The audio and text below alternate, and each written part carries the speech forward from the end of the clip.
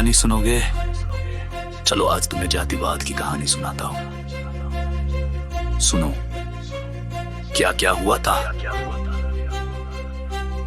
सुनो कहानी उन गलियों की जहाँ नाम से पहले बदनसीबी लिखी जाती थी, जहाँ जन्म लेते ही हाथ में कलम नहीं जूठन दे दी जाती थी, जहाँ छूते ही पानी दूषित, जहाँ छाया से भी भेद होता था। ये कैसा समाज होता था जहाँ कुएं अलग, मंदिर अलग, स्कूल का कोई नामो निशान नहीं, जहाँ बच्चों को सिखाया जाता था तू हमसे नीचे है, छूना भी तुझे है पापी। बचपन में ही बोझ ला दिया जाता था जात की पहचान का, ना सपने थे ना हक था, बस मनु का विधान था। जहाँ औरत की डोरी सजा थी, जात की भी औरत होने की भी, जहाँ हथेली की लकीरें तक तय कर दी जाती थी। तेरा काम है झाड़ू, तेरे हिस्से है चुप्पी की जंजीरें, दिन मेहनत का रात शर्म की, और नींद में भी डर था। सदियों से यही सिस्टम चला, किसी ने ना सवाल किया ना उत्तर था। फिर एक दिन एक आवाज उठी, एक नौजवान ने पूछ लिया ऐसा क्यों। ज्योतिबा फूले ने तोड़ी चुप्पी, कहा अब वक्त है हिसाब दो।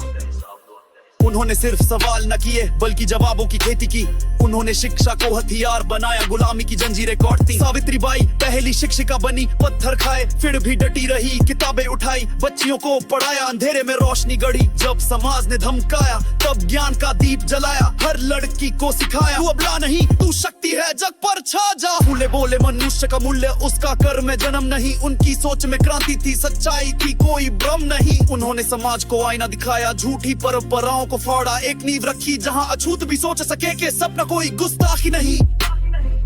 और फिर आया वो नाम, भीमराव अंबेडकर।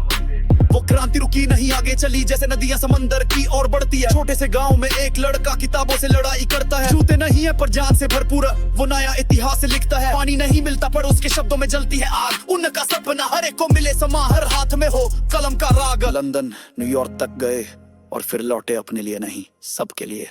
संविधान लेकर आए, आजादी के बीज बो दिए, जिसने पिछले जंग के सब पाप धो दिए। उन्होंने जात को नहीं इंसान को देखा, उन्होंने धर्म को नहीं इंसाफ को परखा। उन्होंने लिखा हर सब है समान और बना दिया उस किताब को हमारी जान। वो किताब सिर्फ कानून नहीं, वो आत्मा है हर शोषित की, वो हर उस बच्चे का अधिकार है जो गलियों से है निकला और ऊंचाई की धुन की। लेकिन आज भी उस संविधान के पन्ने जलाए जाते हैं, कभी ऊना कभी हाथरस, कभी रोहित सपनों को फांसी के फंदे लगाए जाते हैं।